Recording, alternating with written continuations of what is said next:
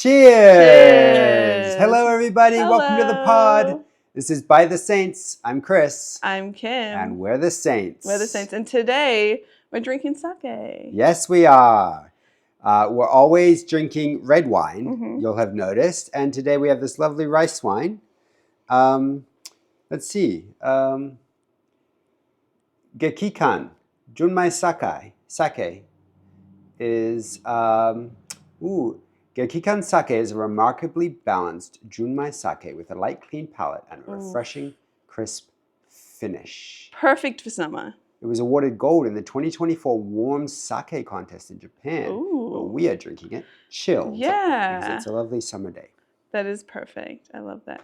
Okay, so, where we have acclaimed, is that the right word? Is that a word? It is we a have word. Self-acclaimed. Okay, yes. Okay. Yes. That we're a comedy podcast. Yes. And so I just want to begin with something that might make people laugh because, if we're going to be called a comedy podcast. I'm not expecting this beginning, so I'm so curious to hear what this is going to be.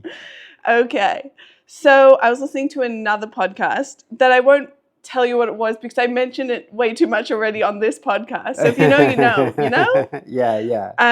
But one of their hosts was talking about how during sex, their partner, like right before they were about to orgasm and hit pinnacle orgasm, they made the best joke in the world and was like, "Call me bonkers." And right before they were about to orgasm, they pissed themselves laughing and just like lost it. And it was the most incredible story in the world. So I told Chris about it and we've laughed about it. And so one time we were enjoying partaking in the act that they were also partaking in. I love this code, yes. And Chris, I was so impressed because also this person was saying, like, sex is so much more than just like sex. It's like laughing is all a part of it, joking, having fun is great. Yeah. And so for me, I like that kind of shit. Chris is more like focus. And so it was really incredible. I was so proud of Chris in this moment. He was about to orgasm. He was right at that point where she was. And he decided to say the joke. Yes. I was like, yes. And so anyway, he's about to orgasm and he says, "Call me bonkers." And we both lost it laughing. It was incredible. Yes. And it just brought me a lot of joy because I think comedy and sex go together. Yeah, that's and so true. If you haven't tried it, that's so I true. think next time you're doing it, the act, you should give it a go. Just Look, be like, it "Hey, popped babe." into my head and I had to go with it. I realized that I was giving up an orgasm for a laugh. Yeah. But it was worth it. Yeah. The laugh was worth it. Yeah, it was so good. And that to me, I was proud of you because you don't often do that kind of stuff. So good job. That's great. Yeah. Well, now we've got another Not Safe for Sisters episode. Oh, sorry, I should have prefaced the whole episode with like this beginning is not safe for sisters. Yeah. I'm so sorry, sisters. My apologies. That's great. I did actually maybe reenact a little bit too much. I'm so sorry. Too much grunting for the sisters. That's great. Okay. Well, that's not even what our topic is today. No, I just wanted to tick the box of comedy podcast. Exactly. Here we go. There we There's are. our comedy out of the way. Now let's get into the podcast. So we've done comedy and podcast in one episode. How wonderful. What have we been up to this week? Wow. That's a really good question. What have we been up to? Okay, so for me, I have been in the kitchen doing things. Cooking. I'm always in the kitchen doing something.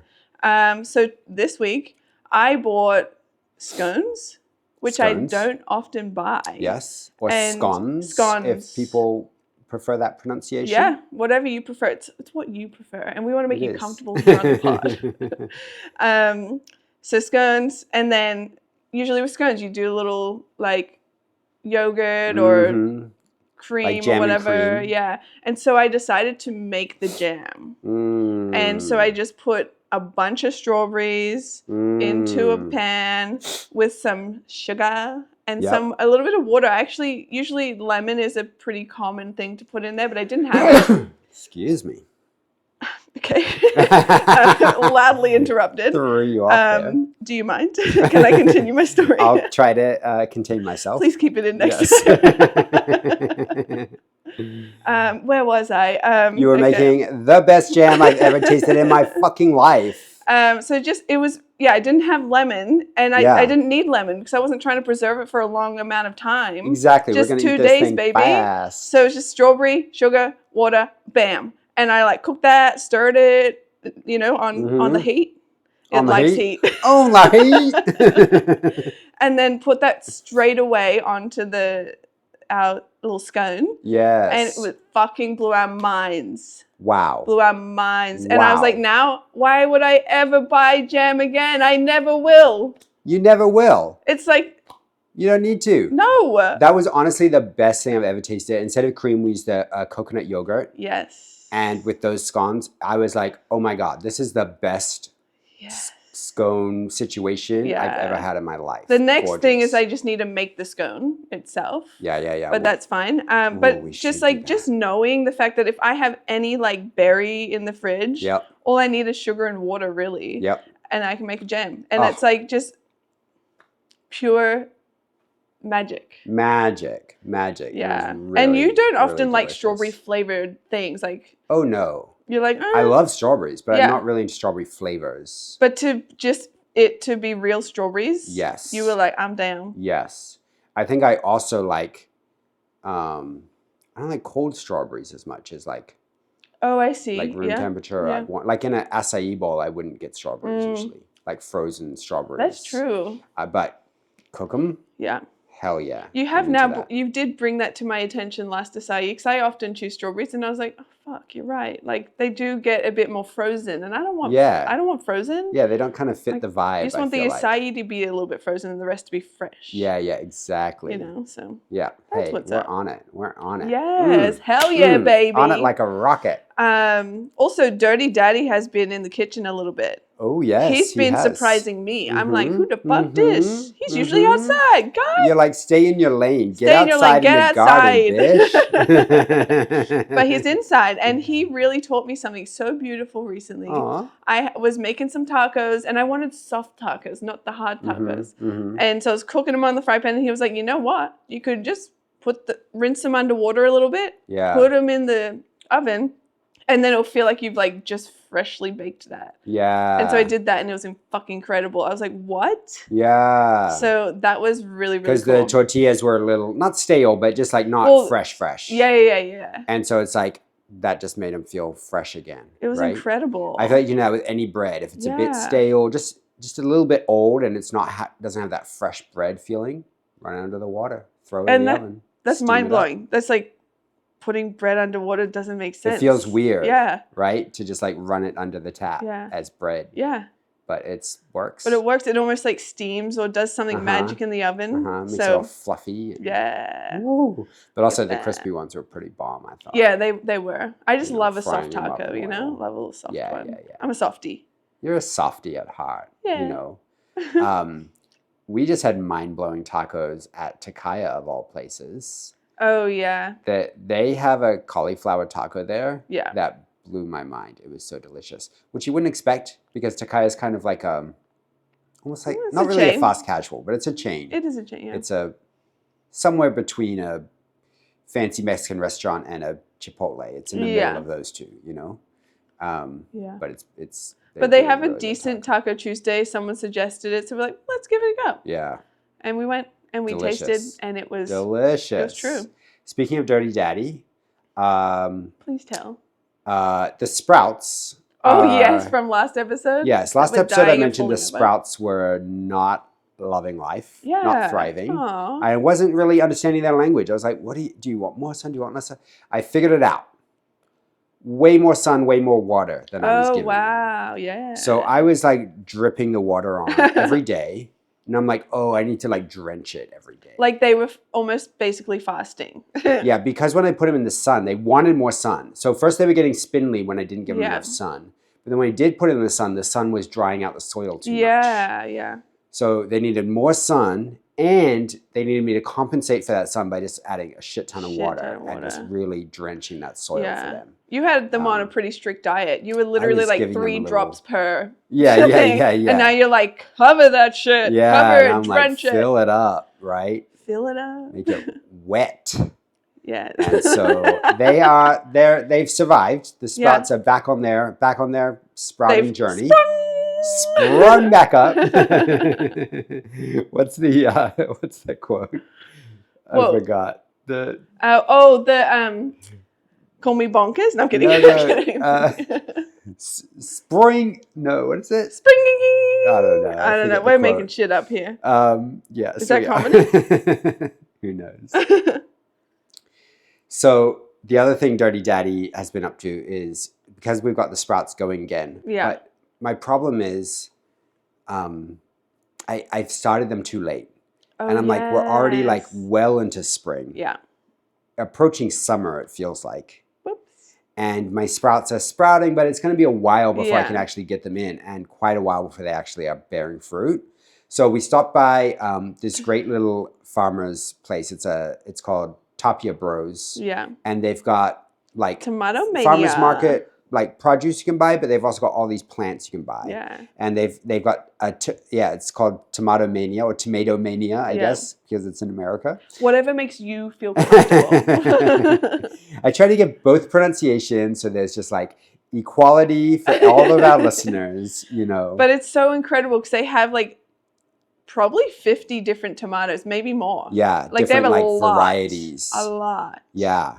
That you can buy. So you walk around and there's all these crazy names and you like pick out which type of tomato you think you'd like to grow. And we chose one called Dark Star. I love that. Mm-hmm. And it's a tomato that looks like it's got a very deep purple coloring, but maybe mixed with some red. It's almost like the colors are kind of a little mixed. I like that. It's like looking at a galaxy in the night sky or something, you know? Yeah. And so we bought that one, and I've put it into the Prius, along with some. We also bought a little eggplant. Plant, and we've growing that too. So got a couple more things in, just because I'm like, the sprouts are what I really want to grow, but I realized I should have started them months earlier than I did, and I just want to get a little head start on things. You know, I like that. Good job. Yeah, thank you. Hello. Thank you. I want to be growing our food fast. Yes. Let's go. And fast then we'll get onto the right cycles soon. We just were busy this winter. Also, we're kind of beginners and new. Like, this is our first year. So it's like, give yourself a little bit of... Yeah. We're learning. We're learning a lot. We're learning a lot. But, you know, I've really... I recently read something where someone said that growing food is a spiritual practice for them. Oh, yeah. Give it to me. And I was like, oh, that puts words to something that I've believed for a long time. Yeah. Like, I've been growing food in some way for decades, right? Like, when we were first married and we moved to London, we were living in a little room in a share house apartment kind of thing. Like, we had no space to grow anything. But the first thing I did was I went and found like a community garden where people were growing things. Yeah, and I just came to help out. You know what I mean? Like, I didn't have a plot, but I'm like, how can I help and grow some things with y'all and help out however I can? And I was like, I knew spiritually I need to put my hands in the soil. Yeah. Do you know what I mean? Like, I need to grow food. Come on. Because it's something that's really powerful and important to us as humans, I think. And I think we can really miss out on, like, if we don't engage in that way. Yeah, I love that so much. Yeah. I love that. Literally, like, everywhere we've gone, you've always either figured it out, like, gone to a place like the community gardens and learned from the garden places, And you would bring home harvest. It was Yeah, incredible. I remember you bringing home sweet potatoes and stuff, and I'd cook it, and it was just so Yes, incredible and fun. totally.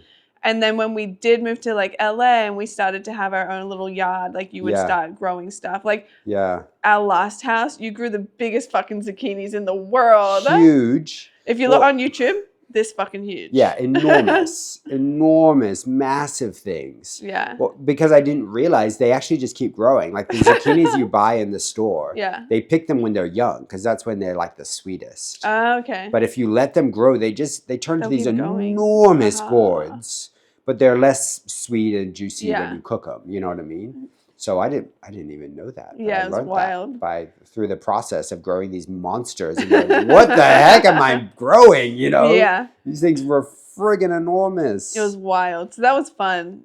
Yeah, I really enjoyed It's been that. great. We grew a lot of things at that house. We grew Yeah. watermelon. We tried to grow carrots, and that was a disaster. That was hard. Yeah. We grew carrots away that had a huge, big green growth at the top, and then when we pulled them up, they had the tiniest little carrots, like this size of a quarter of your thumb. You know? Yeah. It's like something went wrong. Something definitely went wrong here. So, but we've been learning. We have been. Also, one more thing that Dirty Daddy has done in the kitchen that was surprising to me, because like I just wouldn't have thought about it, is the other day I was out. Sorry. Excuse me. Keep that in, please. No. So I interrupted my own story. That's allowed. Yes. You know what I mean? Yes. Okay. So anyway, I went out. Dirty Daddy had to figure it out for himself. Like, you know, he had to make his own coffee, make his own breakfast. That's huge in this house because I usually make that for him. And so when I came home, I was like, so what'd you do? And then he said that he had made oatmeal in the rice cooker. Yes. So please tell us and enlighten us because that's fucking cool. Well, I figured, look, you know, when you're looking after a baby, there's a lot to do. I was like, I can't be standing over the stove stirring oatmeal while the baby's crying or whatever. So I figured I could I just threw some oats and some milk into the rice cooker and threw in some dates and some bananas and some salt. No strawberries, but that would be a good idea. No, I thought you did. Sorry. And then I put that on and just let it cook like rice would, you know, because oats are a grain, rice are a grain. You just want them to have time in a hot liquid so they turn into a kind of porridge thing, and that's it, right? So it worked great. That's incredible. Added a little bit of maple syrup and it was a delicious oatmeal. Wow. So that blew my mind when you told me that. So I want to try it for myself. Handy tip. Handy for people who like oatmeal or porridge, or that you want like an easy thing where you can just chuck a bunch of thing in one pot and like walk away. Yeah, like you don't have to do anything, and the cleanup's easy. Easy peasy. Yeah, so, it's pretty handy. Look at you, Dirty Daddy. Thank you. You know, on it when I gotta be. On it when I gotta be. Okay, so I just finished, you know, that giant book that I was reading called The Guide to Becoming Alive? Yeah. You've spoken about it in a few episodes. Yes. It's been so beautiful, right? I just finished it. The biggest book I've ever read. Wow. In my whole life. Wow. Like, it's like as big as my torso. Like, it's so big. So we have a baby crying, but finish what you're saying about the book. Well, let's pause. Okay, we're going to pause the pod, and we'll come back to that thoughts on the book. Yeah. We'll see you guys in a second. Unpause the pod. Unpause the pod. All right, we're back. We're back. We're back. Okay, so thank you for your patience while we took care of the most important person in our home right now. Our little babes. Our little babes. Okay. He's sleeping soundly again. What were you saying, Kim? So I just finished the book, The Guide to Becoming Alive by Richard Christensen. The biggest book I've ever read. Yes. It's like as big as my torso. Enormous. You know, huge. Enormous. Huge. Huge. And he was interviewing someone, and I'm very sorry to the someone because I don't remember their name. But they are like an explorer. Like they go to Antarctica and like do that kind of stuff. Like walk and hike in there. So cool. And they explore and discover things. But what they were saying is it's really sad that, like, you know, we're more afraid of sharks rather than afraid of losing the species of sharks. Yeah. Or we're more afraid of getting lost in the forest than losing the fucking forest. Yeah. And I can relate to that because I'm terrified of sharks. Yes. Like, I'm terrified, but I've never really considered maybe I should actually be more afraid of losing the species of sharks. Wow. And I should learn more about sharks. Yeah. Yeah. Than just being like, I'm afraid of sharks, and that's where it ends and begins, Yeah, like totally. kind of dabble in there a bit more. And then the forest, I'm totally afraid to walk into the forest by myself, especially at night. Yeah. But what's really more terrifying than walking in the forest alone is losing the forest altogether. Wow. And it's just, what a great little insight, or just reframing almost. Yeah. I just thought that was very totally. That's such a good thought process. Like fear can be so specific and can limit our world. Yeah. But what about if we place our fear on the right things? It actually can it can move us to to change and to try to improve the things so that we don't lose these precious and important things, right? Like, imagine if the oceans were dead and had no life in them. Yeah. Imagine if we couldn't get to a forest because they were all gone, And what's really the most scary thing that creates that is like the fear of the unknown, right? So if I don't know much about sharks, I'm just afraid of sharks. Yeah. But if I got to know more about them, I might be like, oh my gosh, and like feel more interested rather than a fear. Totally. But because I don't know much about sharks, it's just fear. So it's like it really has to start with interest and caring about the planet that we live in, really. Yes. Yeah. I also think, like, for me, it's about respect. Yeah. Like, growing up, like when I was a kid, I was taught to kill the bad animals. If there's a snake, we're going to go kill it. Yeah. But then later as an adult, I was like, oh, I have no desire to kill a snake. To me, a snake is a very incredibly beautiful creature that should be treated with respect, but I want to see it. I want to see that snake. I want to understand that snake. That's stunningly beautiful to me. A shark is so beautiful. They're ancient creatures. Yeah. Do you know that sharks are older than the rings of Saturn? I do not know that. They're older than trees. Wow. Like That's the earth had crazy to sharks think. on it before it had trees on it. That's wild. Isn't that crazy? That's really like sharks crazy. are ancient creatures. And to understand them and to treat them with respect, obviously, we're not going to be stupid. Yeah. Let's treat it with respect. Totally. But that respect doesn't have to be fear. Yeah. Do you know what I mean? Yeah. The respect can be like, you're the boss Yeah. of your world here. I'm not trying to compete with you. No. I'm not trying to come get you, right? No. But I would love to just see and appreciate this amazing, majestic creature in its element. Yeah. You know what I mean? Yeah. With respect. I agree. It's interesting you mentioned the snakes, because often when we go on hikes, people are like, there's a snake. And you're always like, where? Where is it? Where's that? I want to see. But Which everyone, way? How do I find it? Everyone's like saying it out of fear and like, beware. Yeah, totally. And you're always like curious, and you just want to see it. Like, you're not trying to like touch it or get in its space. You just want to respect it and see it in its habitat. I'd love to observe it do what it's doing, you know? Same with everyone's like, there's a coyote. Like, I'm like, oh, cool. Where is it? Yeah. Where'd you see it? You know? Yeah. I love all these animals. I think they're so beautiful, and I love to just watch them in there doing their life, you know, because it's a beautiful thing. But respect is so important.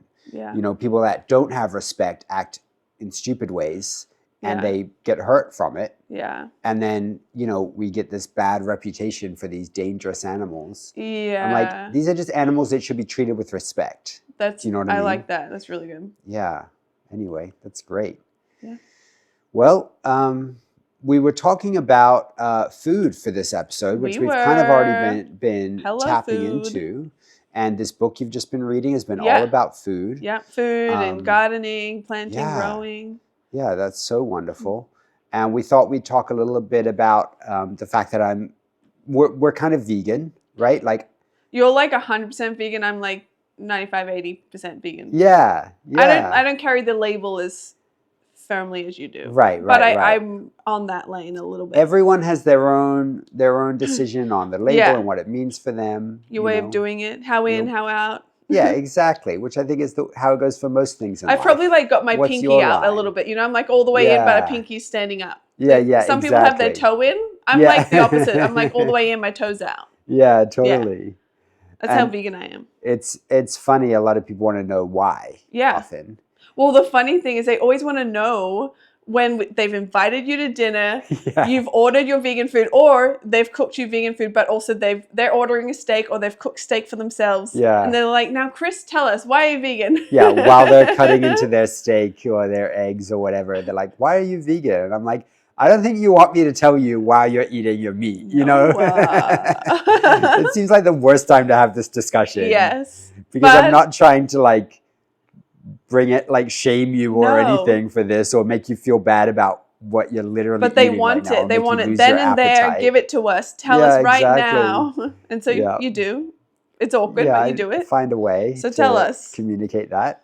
But yeah, I think though, like, I think food is so important. Yeah. And to me, before I even talk about why I would be vegan or what veganism means from a food perspective, I think it's so important to actually go back to the basics of food. Okay. Like, what is food and why, and like, what does it mean to Yeah. you?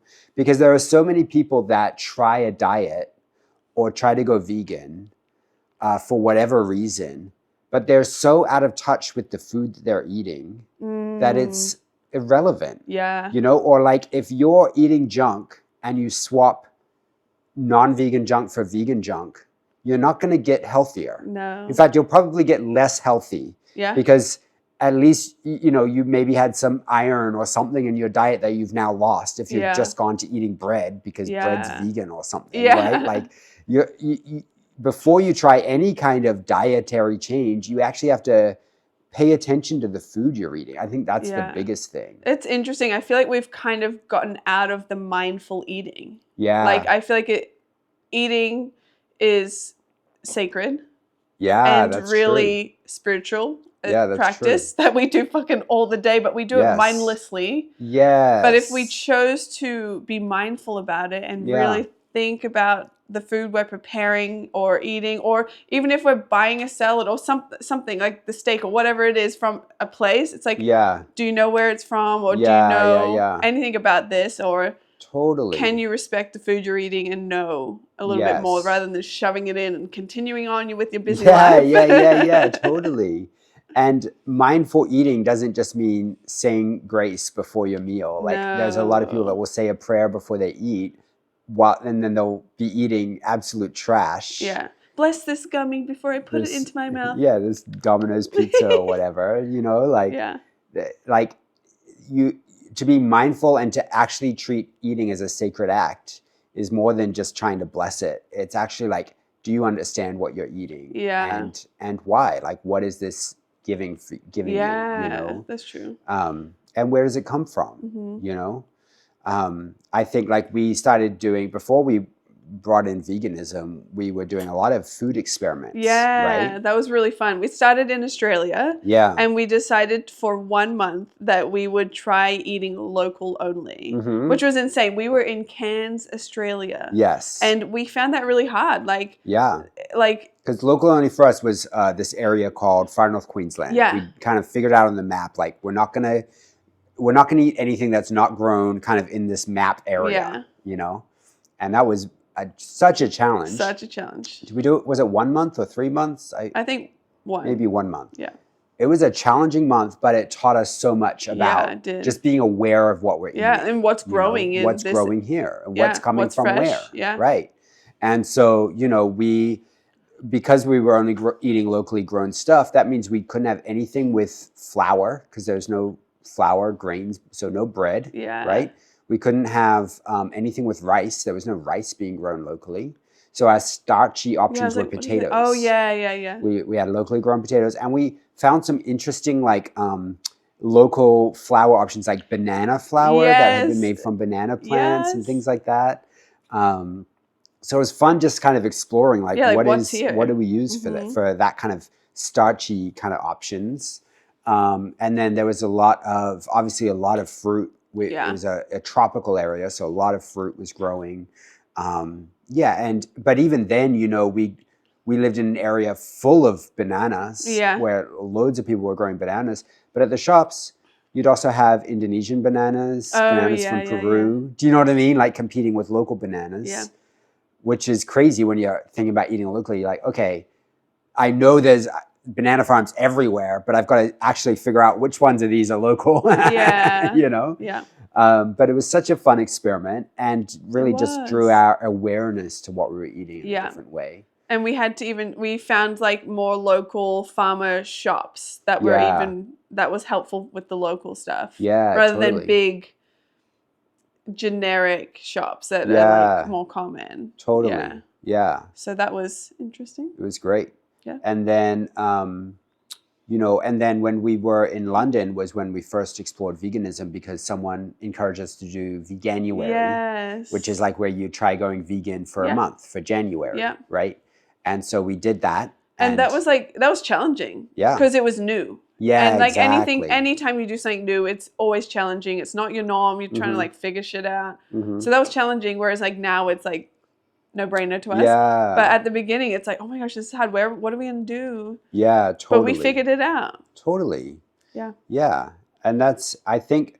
So this is where I'm like, if you're thinking about trying vegan or any other kind of crazy diet or interesting thing, right? I just encourage it. The first step is to actually get in touch with what you're eating, right? Like, don't even change your diet yet. Just get to know what you're eating first, even. Yeah, exactly. But don't change anything. Yeah. Just start to get to know what you're eating and start to like just choose without bringing in a diet. Yeah. Just start to go, okay, I'm going to choose this or try that. Do you know what I mean? And just start to, because I think the most important thing about any diet is diversity. Yeah. Human beings evolved to eat lots of different things. So your nutrition, your protein, your carbs, your vitamins and minerals and everything should come from lots of different sources. Yeah. And that diversity actually is so important because different foods operate in different ways and release their nutrition in different ways. And so if you're just eating bread, you're gonna die. Yeah. You know what I mean? Yeah. Like, yeah, it's so, a lot of people I've talked to have told me like, oh, I tried going vegan for a little while and it really didn't work. I got so unhealthy and I stopped after a few months. Or some people break out in pimples and stuff. And so I'm like, okay, well, what were you eating? What were you doing? And they're like, oh yeah, I guess, I wasn't really eating anything good. I was just trying to be vegan. So I was just eating bread, whatever. Like, I'm like, well, of course you're going to die. Don't do that. You know what I mean? Like you need to get nutrition in your body and you need that nutrition from a lot of different sources. That's true. Also, funny story about the bread thing. Back in the day when we were in Australia, and this is pre-vegan, we had made a delicious meal for our friends. Like really like home cooked meals, really fucking good. And then this was even like before we were married, you were living with some friends and we just were like, of course, like your roommates could totally have whatever we're having. Yeah. And they're like, what the fuck is that? And then they were like, no, I don't think so. And then they grabbed like 8 slices of bread, put it on a plate, and then walked into their room. And that's what they chose to eat. I remember over this delicious meal. Yes. That was like, what? Literally no butter, no sauce, just 8 slices, like half a loaf of white bread. Just devoured that for a meal. And I'm like, I don't understand how you're still alive. Yeah. What is happening right now? You know? But so many people I feel like are not in touch with the food they're eating. Yeah. And they're just eating to be full rather than eating for... I'm hungry, I eat this, I'm full now. But I don't think that should be the goal. Like, it should be the goal to be full and maybe not. But it's so much more than that. It's not just eating to be full. Like if eating food to nourish our bodies is a sacred act, then what you're doing is blasphemy. Yeah. Do you know what I mean? Like stop doing that. Treat it as sacred and be mindful with your eating process. Yeah. So I think a big thing with like being mindful about eating is just for people to start to get in touch with what they're buying and what is it. Like I think about the supermarket. Yeah. You usually have this section that's called produce or fruit and veggies. Yeah. And then there's all these other sections with all these packaged foods and which is most of the store. Most of the store. And it blows my mind that there's one section called fruit and vegetables. Yeah. First of all, if you think vegetables is a category, then you have no idea what you're eating. Yeah, that's Because vegetables interesting. is not an appropriate category. It contains so many different things. Yeah. You know what I mean? And I think like when you go to the store, I would encourage people who want to start to become more mindful in their eating, start to notice, like start to redraw the categories of what this That's is good. and smell the things you're buying. Mm-hmm. Okay, so first of all, go and look for, let's say you're going to buy some leafy greens. Yeah. What are some of your favorite leafy greens? I love microgreens. I love putting them Yeah. on top of the bagels and Yeah. all that. All like our little food. It's more of a garnish, but I love them. Yes. And we also grow them in our backyard, which is Yes. cool. And then I do love spinach because that's more of like a protein and an Love iron spinach. situation, and that's Yes. very, very healthy. Yeah, yeah. So I'm super into that. Totally. Yeah. Which ones are your faves? I love spinach too. I adore bok choy. Oh yeah. Bok choy is one of my absolute favorites. Oh yeah. You know, and with leafy greens, you can think about like cruciferous vegetables, which are broccoli, cauliflower, kale. Yeah. Kale's great. You gotta take the stem out because Yes. the stem's pretty woody. A lot of people eat kale with the stem, Yeah, and they're like, like, what's "Ugh." this? Take the stem out. So you got to learn how to prepare And like some of the massage things. it, water. What do you call that? Rinse it, and then even put some lemon on it. And if you Yeah. do that, it's like more gentle and soft and delicious, and it'll blow your Yes, fucking mind. totally. So simple. It's so good. So what I encourage people is like, instead of thinking about vegetables, Yeah. focus on categories. Go, okay, leafy greens. Last time I got some spinach. Today I'm going to try some bok choy. Yeah. Tomorrow I'm going to try some kale, right? Try some different things. Cycle through them and explore. Yeah. Maybe some leafy greens you've never tried before, Yeah. right? Yeah. Then go on to gourds. What are gourds? I don't know. You got to tell me. I feel like you need to teach me these categories within the vegetables. Yeah. So gourds are like squashes, pumpkins, zucchinis. Oh, yeah. And also things like melons, Okay. cucumbers, right? All of these things that are so, they're like these natural containers that are full of nutrients. Yeah. And they're delicious, right? Like what can you cook with pumpkin? So many things. So much. Right? What can you cook with zucchini? So many things. Yeah. They're the same thing, basically. Yeah. They're just different varieties. And That's so it's like wild. explore those things, right? What about melons? Watermelon is one of our favorite things Well, ever. yeah, watermelons and cucumbers, incredible, especially during summer because they're just like so much water, so much like coolness. If you get like a cucumber or a watermelon from the fridge, that's so refreshing on a hot day. Perfect. But we do have our delicious way of eating it the way that we used to back in Australia. The watermelon? Yeah. Oh, yeah. Watermelons were a go-to because on a hot day, we'd go down to the creek, like flowing, fresh, cold water. Yeah. Really ice cold water on a stinking hot day. Yeah. On the way, we'd pick up a watermelon.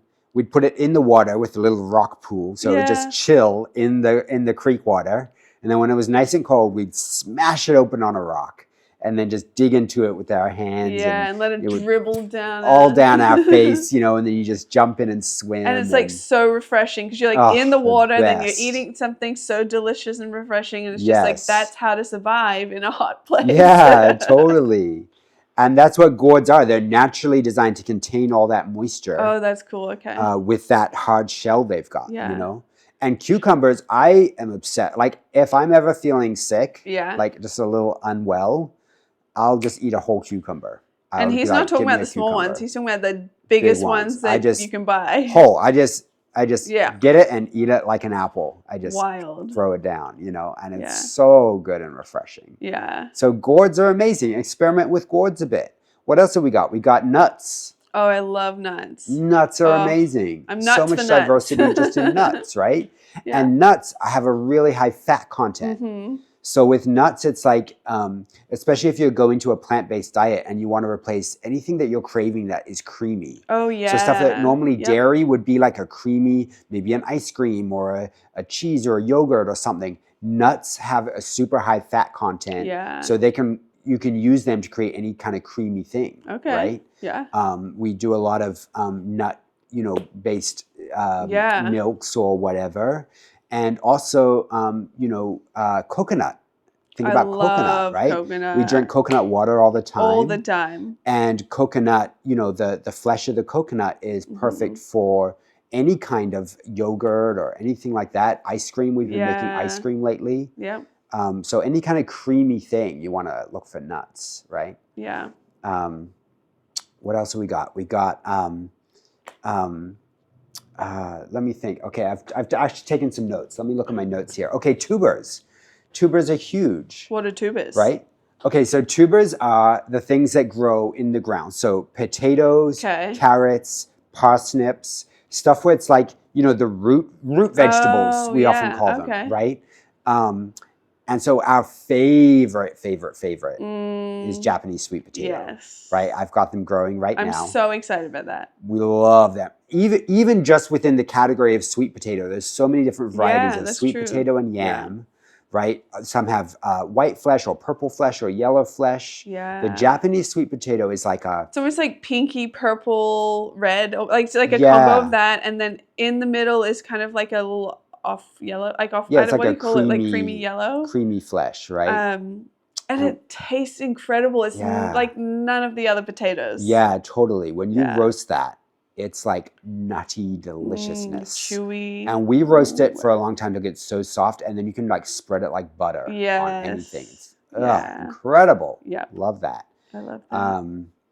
Yeah, so tubers are delicious, delightful. You've got stalks, celery, rhubarb, asparagus, fennel. Those are all like where you would harvest the stalks and enjoy the stalks. Oh, that's cool. Right?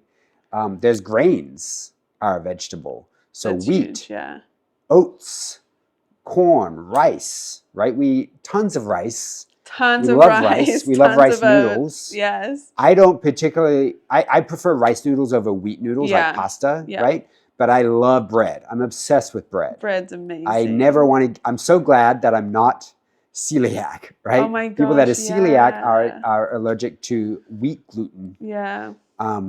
You know, wheat is full of protein, and that protein is called gluten. Yeah. And it's a great source of protein.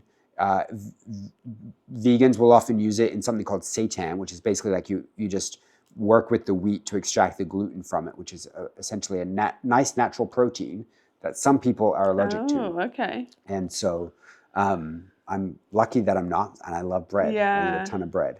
Yeah. Yeah, so wheat is great. Oats are amazing for oatmeal. Rice is the best. We eat rice most days. Yeah. Corn, I love eating sweet corn fresh, but it's used too much in a processed form. I think in a lot of our ingredients, there's corn syrups and things that, you know, in its processed form, it can be pretty unhealthy. Yeah. And so that's something to be aware of. But grains are such a good vegetable to buy. What else we got? Nightshades. Oh, that sounds lovely. That sounds amazing. That sounds like a nightcap, you know? Like I'm interested. So nightshades are tomatoes, peppers, eggplant. These are all nightshades. So think about peppers. You got your bell peppers and things. Yeah. You've also got all of your different chili varieties and hot sauces, chili crisps, you know, delicious things. That's in the same family as your tomatoes. Okay. Nightshade family.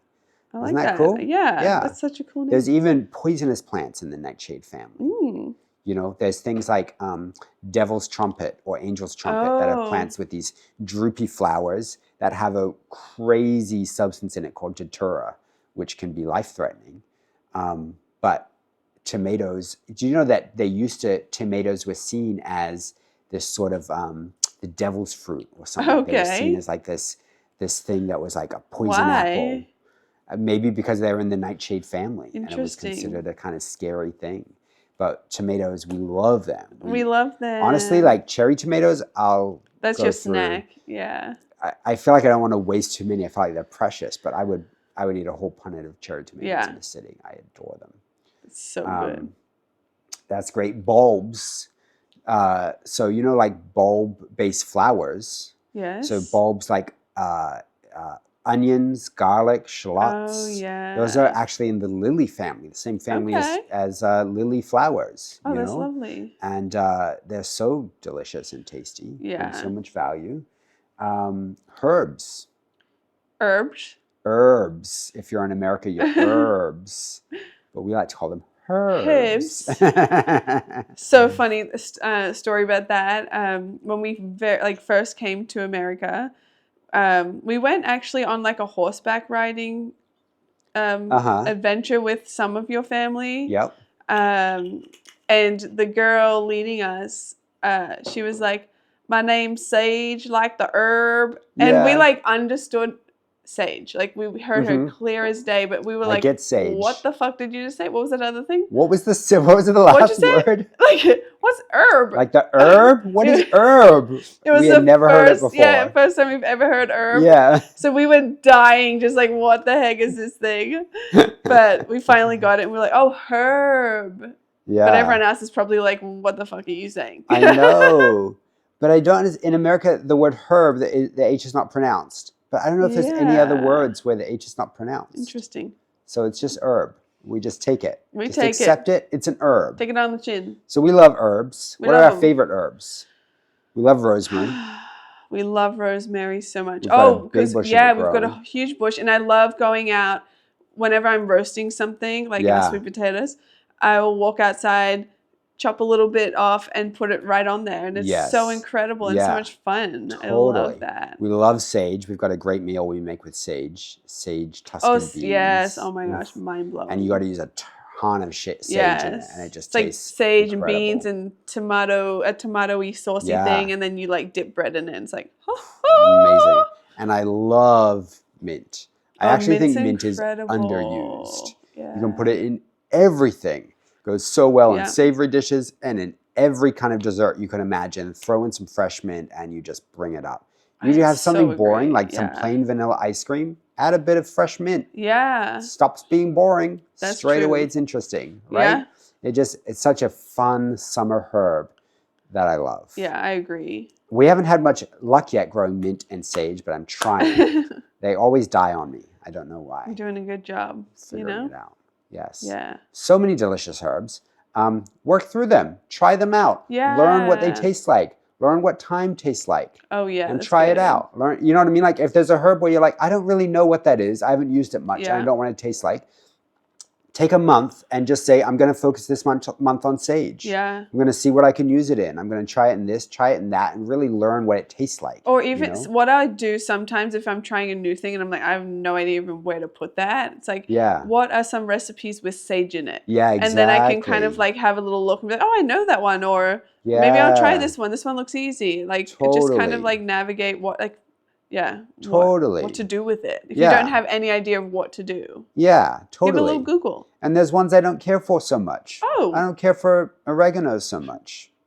Why not? Oregano or oregano, depending on your pronunciation. Oregano. It's traditionally associated with Italian kind of pizza, pasta things.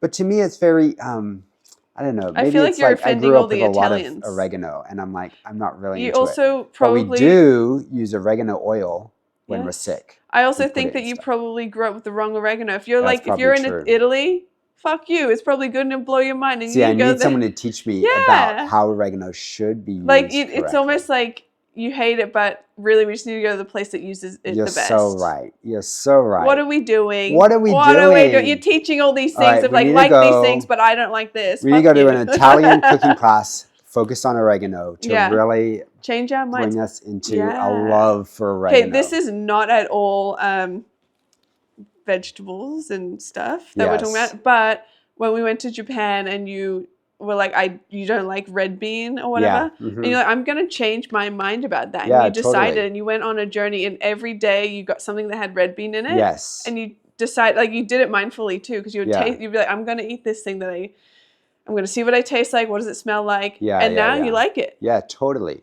Now I like it. Isn't that crazy? You can literally change your whole attitude and your mindset from disliking something to liking it. And all it takes is a choice and a little bit of mindful experimentation, right? A process. But I'm a big believer that sensation that you attribute a negative reaction to, someone else attributes a positive reaction to.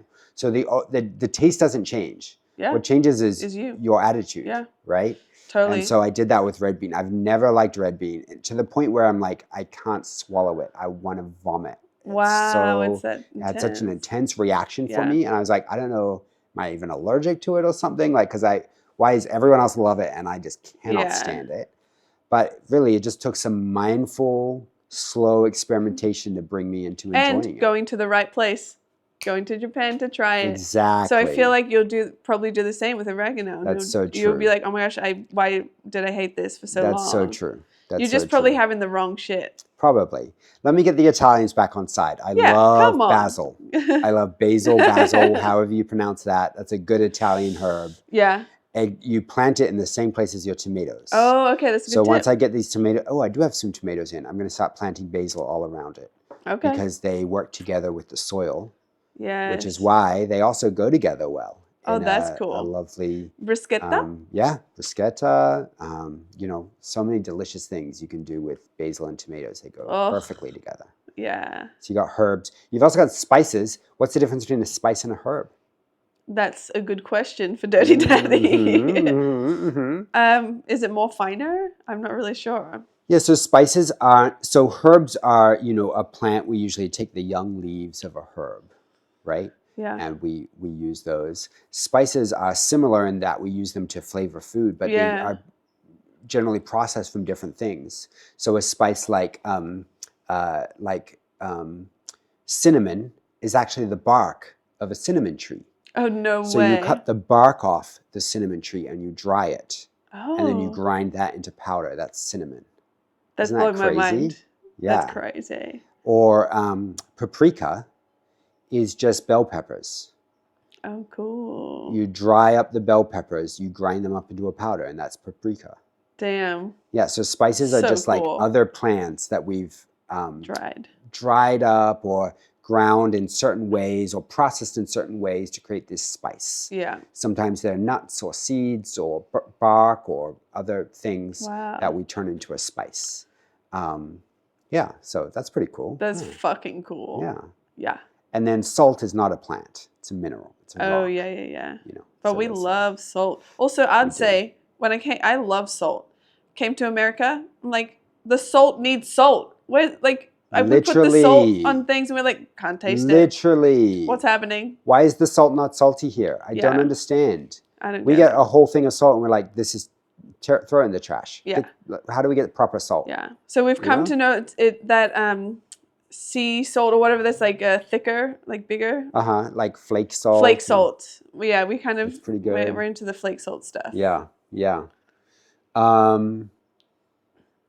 Okay, so that's all of that. All of these different categories of vegetables are before we even get into fruits. That's wild.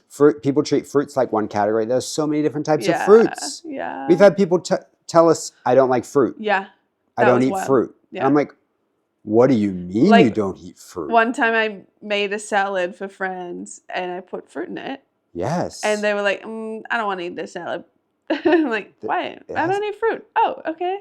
I'm like, the fact that fruit is a category for you, the fact that citrus fruit and berries are the same thing to you blows my mind. Yeah. Like fruit is not a category. Yeah, do you know what I mean? Wild. Like, okay, what do we love citrus fruit. Love. Like oranges. Yeah, oranges great. We got grapefruits growing. Yes. We love to love juice. Lemons. Yes, grapefruits are one of my favorite juices. We love berries. Yes, I buy berries, blackberries, all raspberries, the time. strawberries. Yeah. Amazing. We like to put them on our oatmeal. Yes, and we just talked about making jam. Yeah. There's a lot of fruit that is technically a berry, but we don't have to categorize them in berries. Okay, I was like, it's going to fucking blow your mind though if we tell you. It will blow everyone's mind. Can you tell them? Okay, most things that people think of as fruits are actually berries. So bananas, berries. Avocados, berries. Wild. Passion fruit, berries. Like pretty much anything, a persimmon, a grape is a berry. Like pretty much most things that are fruits are berries. Yeah. Which, okay, there's like technical categories which we can just ignore and make common sense categories that we'd like to group together. Yeah. You know what I mean? Like for me, I love a persimmon. Yes. I like to group it with the palm fruits, which are apples and pears. To me, a persimmon fits right in nicely with those. That makes sense. For me, it's my favorite. I prefer pears over apples, but I prefer persimmons over both. Yeah. They're amazing. Fuyu persimmons are great. And then hachia persimmons. There's two different types of persimmons. So fuyu persimmons you can eat when they're crunchy like an apple. Yes. But hachia persimmons, if you eat them when they're crunchy, they will make your mouth dry out, like you've just, like you'll be like, get it out, because your mouth will instantly be dry as a bone. I've never experienced that. You should try it one time. That's wild. But the hachias, you want to let them get super overripe. Okay. And then they turn into like a pudding. Ooh. You know? Or you can do what's blown our mind is the dried hachias, where they basically hang them on a little string and dry them out, and they massage them every day by until the sun, they turn, right? Yeah, they become sun-dried basically. And a dried hachia persimmon is so delicious. Yeah. Yes. It's the emperor of the dried fruits. It's like a it was magical, rich, so dense. It was spicy, almost like dense, chewy, delicious thing. Yeah. Oh, magical. We should dry them out. I think that'd be incredible. We should do it. Yes, we should. Yeah, that's going to be our next hobby. Love that. Love them. Yeah. Okay, so berries, citrus, stone fruit. Yes. Okay. We love stone fruit, and we love like peaches and nectarines. Yes. And I never could figure out like how do I tell which one's which, you know, at the beginning. And so I came up with this concept, this idea of how to help me decipher what's what. And peaches are like often have a little bit of a furry situation going on. And so I call them purry peaches. And then the nectarines are a little bit more like smooth, shiny vibe, and I call them naked nectarines. And so when I pick one up, I know, oh, this is a purry peach, or this is a naked nectarine. Based on the little fur it's got on it? Yeah, and now I just know really good. I'm like, get good. But right at the beginning, I just was like, they're handy the same. Little mnemonic for people who don't know the difference. That's great. You can remember. It's helpful. That's and really then good. I learned something really incredible from you, Dirty Daddy. Oh. You only ever buy them when you can smell them. Yeah, that's so true. We're walking in the supermarket and Chris is like, I can smell the purry peaches. Yeah. And so then we go and buy them. And that's usually when they're the best. If you can't smell them, don't buy them. Yeah, so true. So true. They will taste like nothing if you can't smell them. That's why I definitely think with all produce, learn what it smells like. Yeah. And then go to the farmer's market. And compare the smell compared to the supermarket. Yeah. Right? Like you'll be able to tell the difference. Because when something is not actually in season, they've picked it before it's ripe. They've often used a gas to make it ripen. Whoa. Like artificially. And then, they've shipped it around unripe. So it's been off the tree or the vine for so long, unripe, and then they artificially ripen it and then put it on the shelf. Wow. And it's not ripe. Yeah. It might look ripe, but it doesn't smell ripe and it doesn't taste ripe. It's interesting too, because I bought strawberries recently and they were pretty decent.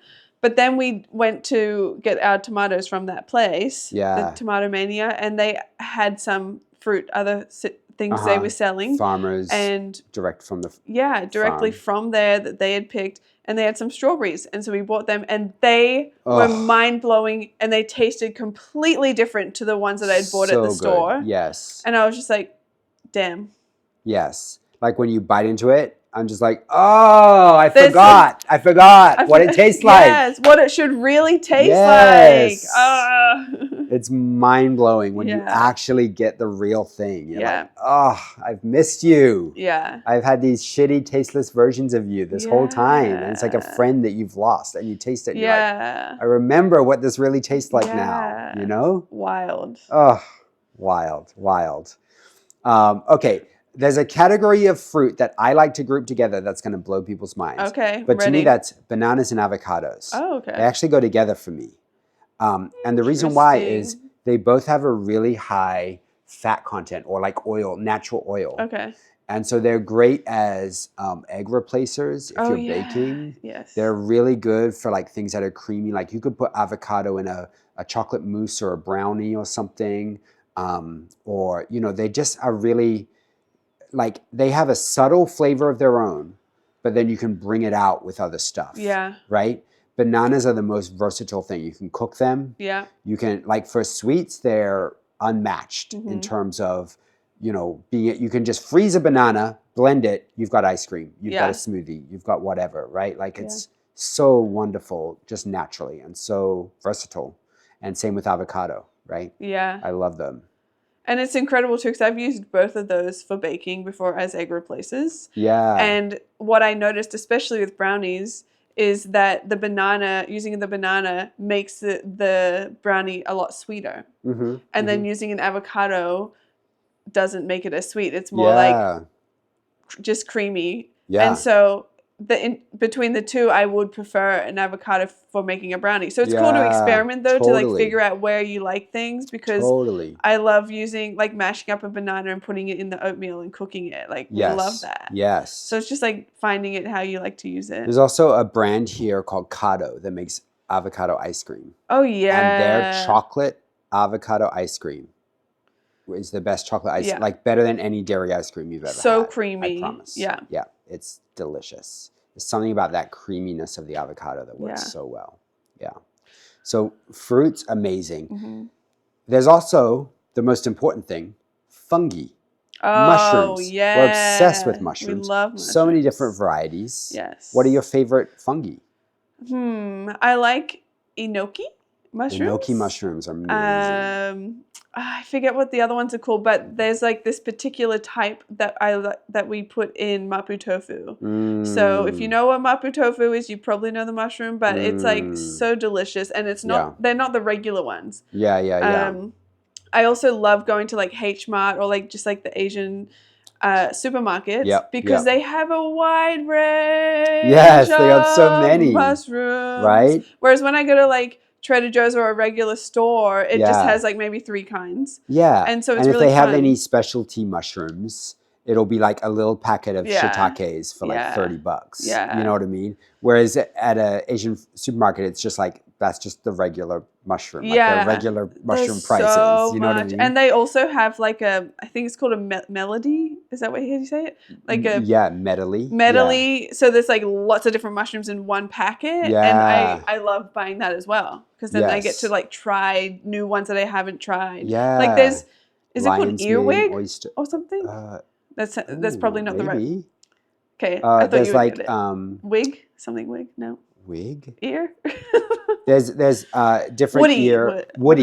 Wood ear. See, there's something to do with ear. Yeah, wood ear mushrooms, like, delicious. I've had that out in like a restaurant, but I'd never bought it. But it had come in like one of those medley things. It was fun to just try. One of our there's a Mediterranean restaurant here that makes hen of the woods. Hell yeah!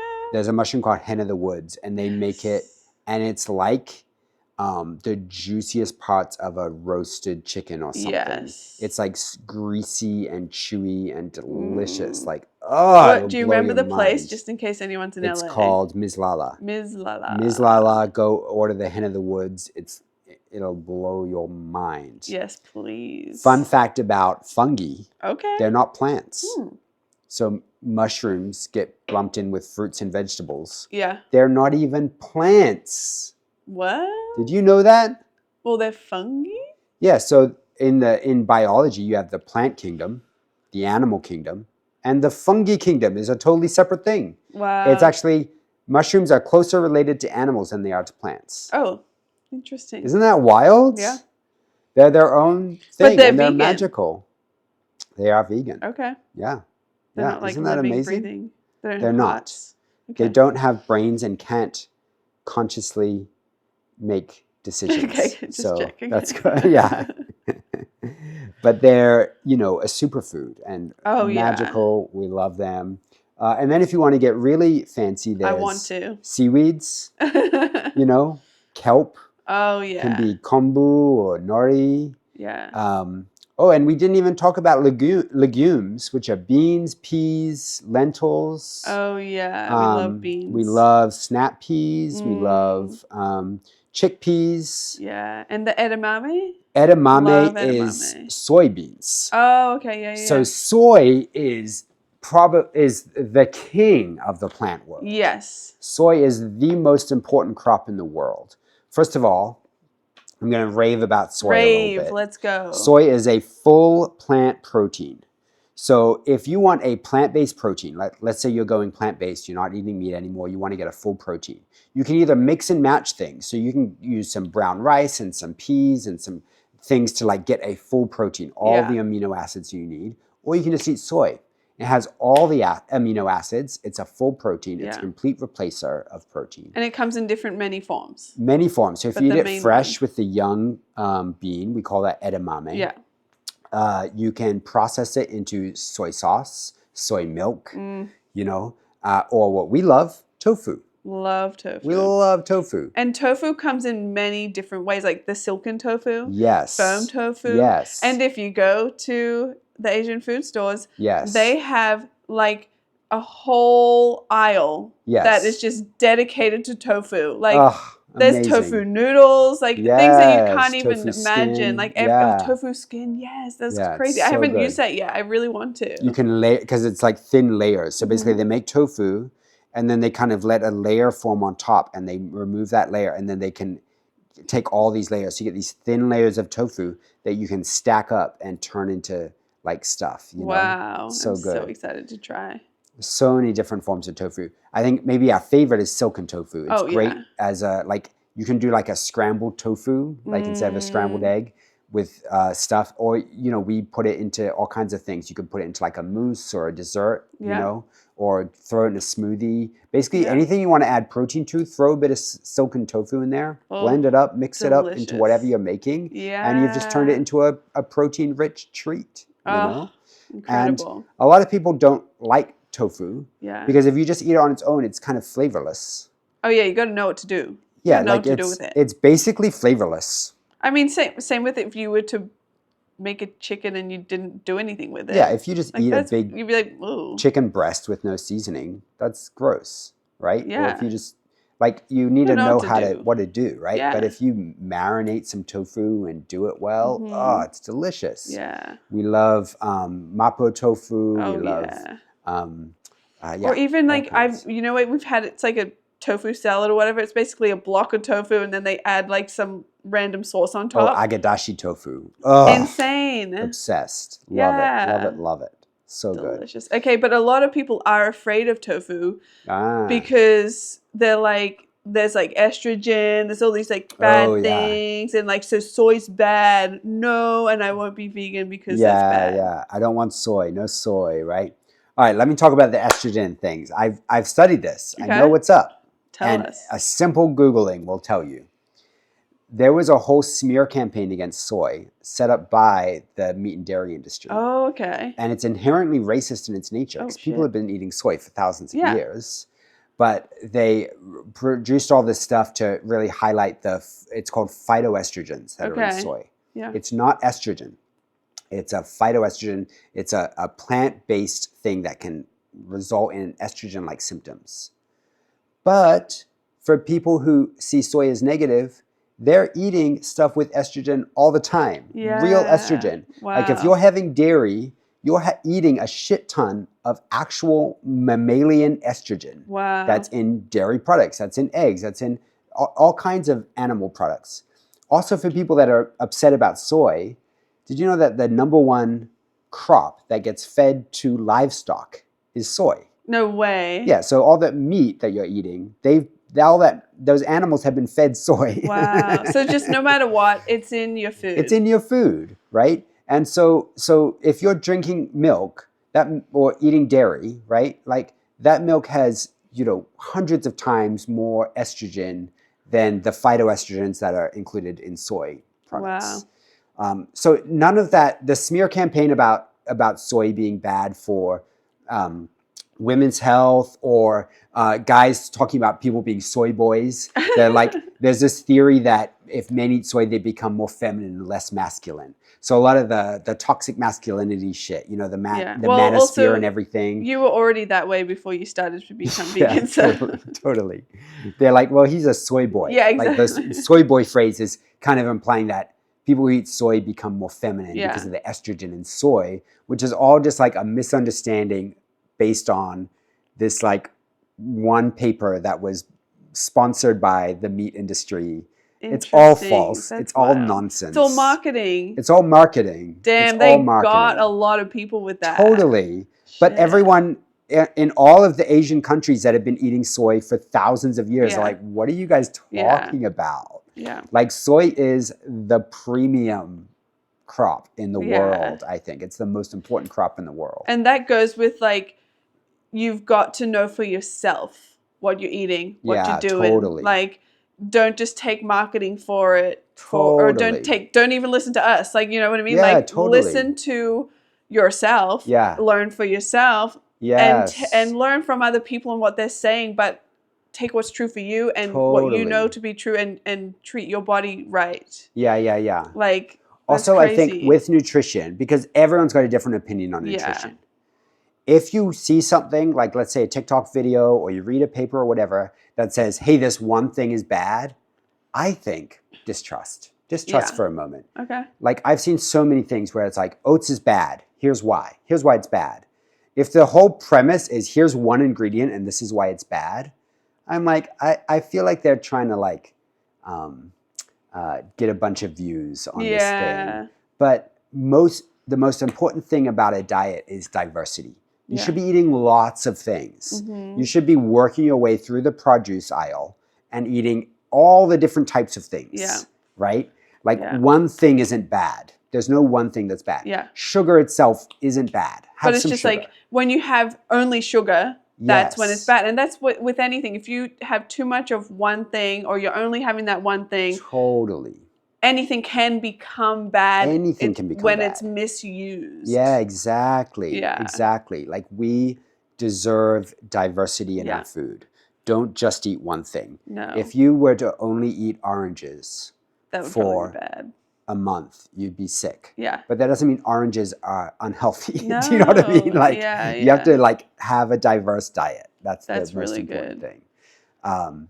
Okay, so all of that I feel like is prep work that has to go into before we start talking about veganism. Like, we started with that question, like, why are we vegan? Why am I vegan, right?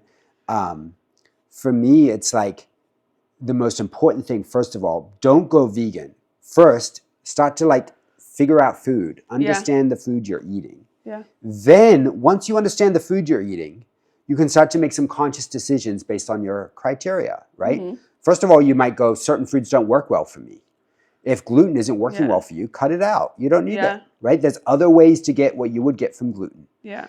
When you have a diverse food supply, there's lots of ways to get any nutrition. So if there's any one thing you want to stop eating, you can replace it with something else. Anything, right? Yeah, totally. And so for me, I cut out animal products from my diet. So vegan means you're not eating meat, you're not eating dairy, you're not eating eggs, and there's a few other things you might not be eating. Honey or gelatin, right, which is made from animals, any of these sort of animal products. And there's three main reasons why people go vegan. It's usually either to do with the environment, it's to do with animal rights, or it's to do with health. And I chose to go vegan, first of all, for the environment. I was looking at all the data that shows how destructive animal farming is on the planet. And, you know, it's the major driver for climate change. But it's also just the pollution that's caused by runoff from chicken farms, from, you know, all kinds of stuff. It's destroying our planet. Not to mention the wild-caught stuff. Like, our oceans are incredibly overfished. We were talking about the loss of shark species. But really, like, we've lost like 80% of the life in the oceans. We've been killing our oceans through overfishing. The problem is there's 8 billion people in the world. The practices that worked when we had 1 billion people in the world are destroying the earth when we have 8 billion people. When I was born, there was 5 billion people on earth. Now there's 8 billion. That's too rapid. That's quick, problematic. Right? Like, there's so many. I'm not saying we have too many people. I'm saying we have too many people to support unsustainable farming practices. We need to become more sustainable in order to allow 8 billion people to live without killing the planet. That's good.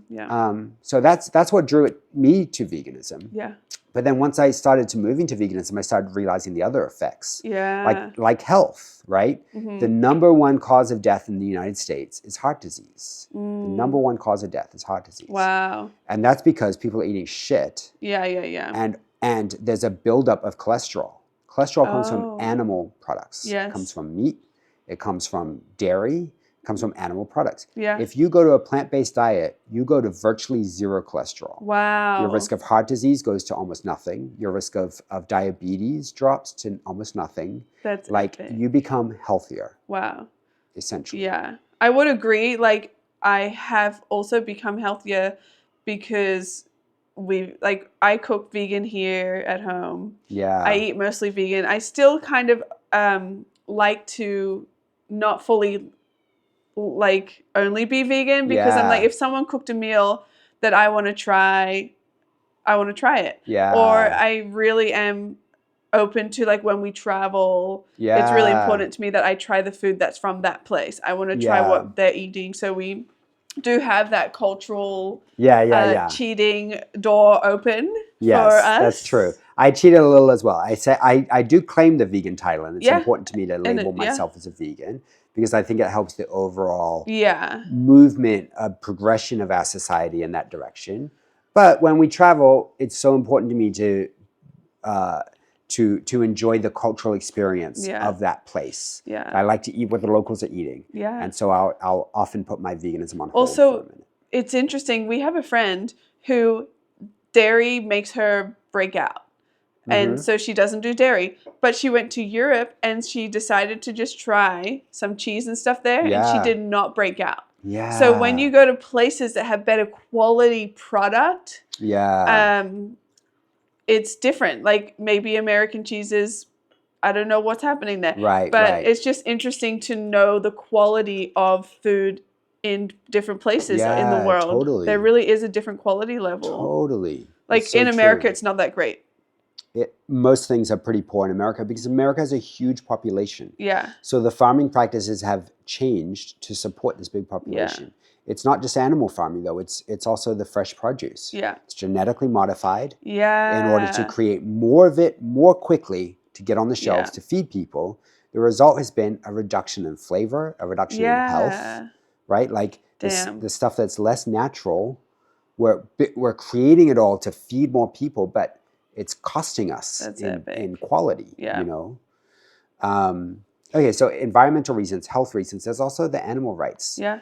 Like when we drive up on the 5 freeway. Oh, yeah. You go past this horrible, horrible cow farm. Mm-hmm. First of all, you smell it a mile before you see it. And it's bad. You're like, what is that smell? It's horrific. Yeah. And then as you approach, you just see miles and miles of cows standing shoulder to shoulder in mud. In mud and shit. It's just mud like nothing green around at all.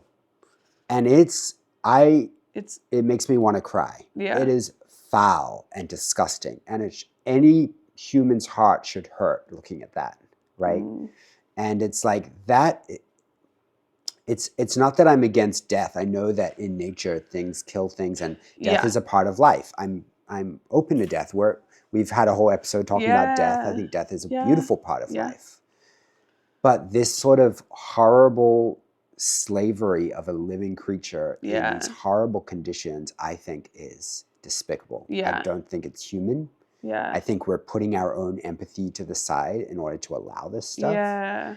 And I also know a lot of people that are like, well, I like to eat animal products where I know where they're sourced from. Yeah. And I know that they're coming from a place that's a bit better if they are treated. Yeah, that's a bit better. But I would say, like, if you're interested in being vegan, but you'd like to just keep some nice cheese or some eggs or something, this is my advice. Eat your eggs on your Sunday morning, but stop buying products with eggs in them. Oh, yeah. That's good. Right? Like, eat your really nice cheese where you know it's come from this farm or whatever. Yeah.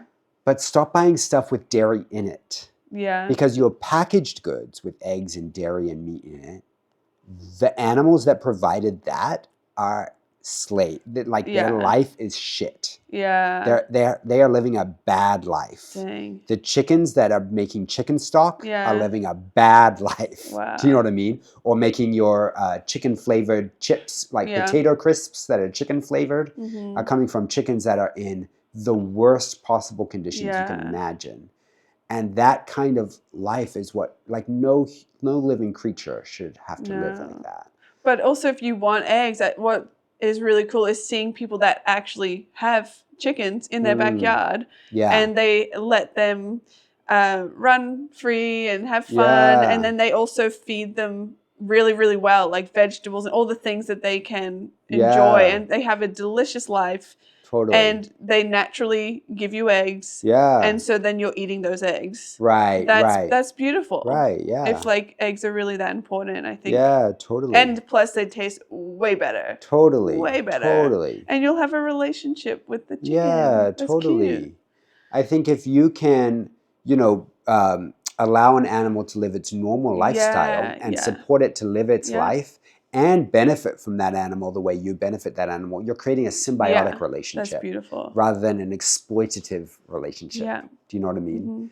And I'm super okay with that, But most things that could work at a small scale don't work when you're trying to feed 8 billion people. Yeah. Totally. And that's where it's like I really support more sustainable food practices. Yeah. And by for a while I wasn't taking on the label vegan. I was just cutting out meat and dairy and things. But then I realized sounds like someone I know. Yeah. But then I felt like by taking on that label vegan and really choosing to eat vegan things, I'm intentionally supporting the movement towards better practices, right? And now it's such a huge movement. Yeah, there's so many restaurants that offer vegan options or plant-based food options. And they're good. They're not just good shit. Options. Yeah. It's not just a random ass shit thing on the side. Not just a burger only. It's actually like, oh, here's our vegan section of the menu with all of our things. You know, more people are realizing this can taste just as good if I don't put milk in it, and then more people can eat it, right? Yeah. You know what's funny is there was this cafe in LA that switched its thing to like it was a vegan cafe or whatever. Yeah. But you could have cow's milk in your coffee, but you had to pay for it the way that you do normally, right? With the normally it's like milk, you pay an extra $1 for the oat milk. Yeah. Or the almond Everyone was pissed. Really? And it's like that's hilarious. Like the normal milk was just like oat milk, and it's like if you want cow's milk in it, you just have to pay. But it just doesn't work that way for some reason. It's so interesting. Yeah. See, I would love to see a world where we had an environmental tax on food. Yeah. The food that is the most destructive to the environment costs more. Oh, that's good. Because we tax it, and then we take that tax money and we put it into reforestation, rewilding, environmental improvements, right? I like that. Because then like the cost of the food would actually be appropriate to what it's cost us as a humanity, as Earth, right? Because I think what's really sad is that the cheapest food for most people living in poverty can only afford the cheapest food. Yeah. And the cheapest food we have is the shittest food. It's so sad. It's crazy. Yeah. That it's like the stuff that's just natural becomes so expensive. Yeah. And the stuff that's processed and has all these extra steps and is bad for the environment, bad for your health, that stuff becomes the cheapest. Yeah, like the fast food stuff. Because isn't there like the desert, what do you call those things? They don't have supermarkets or food deserts. Food deserts. Yeah. And it's just like there's McDonald's, there's all of that kind of stuff, which is like the food that's not really good for your body. Totally. Like to have too much of it. Yeah. And it's not cheap because it's cheaper to make. It's cheap because it's subsidized. Yeah. It has political action in place that makes that food cheaper. Yeah. Corn is cheap because it's subsidized. That's why everything in the U.S. is sweetened with corn. Wild. Which is so bad for you to use corn syrup as a sweetener. Right? But because it's a subsidized crop, it becomes cheaper than a natural sweetener, Yeah. So there's so many like destructive political practices we have in place that result in, the world we live in. That's wild. Fast food should be bean burgers, not beef burgers. Yeah. Beans are way cheaper to grow than beef. Yeah, okay, I see what you mean. Yeah, right? Like the cheapest food should be actually healthier than the, Yeah. So the fact that it's not is like, there's a problem here. This is weird. Yeah. Right? That is wild. Yeah. Crazy. Wow. Anyway. Well, I'm glad we got the comedy out at the beginning. Because then we got real serious. We got too serious. But I do think food is... It's important. It's important to be aware of yourself and of the food you're eating, and like taking care of your inner, like what's happening inside here. Taking care of your vessel that you are entrusted with on this earth while you're here. Yeah. And then that naturally, when you take care of yourself, you also naturally overflow to taking care of what's around you. And I'm sure you could do it the other way. If you started gardening and started learning all these practices, you might realize, oh, this is a reflection of me, and I can start learning how to take care of myself. I do think that's intertwined. Yes, 100%. And that's all to do with food and what we're putting in our bodies. Totally. Also, eating healthy is not about the diet that's going to make you lose the most weight the most quickly, or build the most muscle the most quickly. Those diets will probably kill you. They'll give you a heart attack by the time you're 40, right? Like, it's like health is about really understanding the food you're eating and having that diversity and getting natural. Exercising. Like, but consistent, because a lot of people think like, oh, well, if I stop eating, I'll get skinny. It's like, no, eat your fucking breakfast, lunch, and dinner, but like, be like eating good stuff, and then go on a walk. If you don't want to do all the hard, crazy shit, at least just go on a daily walk or something. And then it's like, that will get you to where you want to go if your goal is to lose weight. But if it's to gain muscle, like, there's all these different things. What's your goal? And then that will tell you what you need to do. But you need to have an idea of what you want first. 100%. So you're saving the planet and helping the place that we live on be a better place. That means you have to be vegan. Because you want that. And like, there's many choices that you choose to do in your life because you're trying to make a difference in this planet Earth. And you're one person, so you can't save the whole world, but you can do what you can do. And that's all it takes, is if we all do what we can do, what we're passionate about, that's what matters. And do the work to that. And if it's different from what we're saying, that's okay. Like, you can choose what you're passionate about. Look inside yourself and do the work and find the things. And go get it. You can have it. And for me, it's like, my individual action might not save the world, but it's not, to me, it's not even about what effect I have in the world. It's about living in a way that makes my soul happier. Like, my soul is more healthy when I am having positive effects in the world than when I'm having negative effects in the world. So I want to switch that. If everyone joined me, we'd save the world. Great. If no one does and we don't save the world, that it's not about the end effect. It's about the effect inside of me. If I'm doing things if I'm intentionally doing things that are destructive, that I know I can make a simple choice to stop doing those destructive things, like, I feel like my soul is less healthy. You know what I mean? But when I choose, like, even if no one joins me, even if it doesn't work and I don't get to save the world, but I know, like, I feel more right about making this dietary choice, or about walking around the neighborhood picking up trash, or about, whatever simple thing I choose to do. It just makes me happier. That's beautiful. Makes my world better. Makes my soul more alive. Because now it feels like I'm joining in with the earth. I love instead that. of living in opposition to it. That's fucking beautiful. I'm obsessed with that. That's beautiful. Cheers to You're that. way too cute. Hey! You. What? I love you. I love you. This has been a fun episode. It has. It's been a journey. Yes, we had a pause break in the middle. And it's been fun. It's been fun. I love being parents. And I love doing what we want to do and living the life we want. And all of our listeners are here, part of our family. They get to have the pause while we figure out our baby and get him back to sleep. And then we get to carry on. What a delicious life we have. So good. Well, it's been a great episode. We'll see you all next episode. Okay. Bye.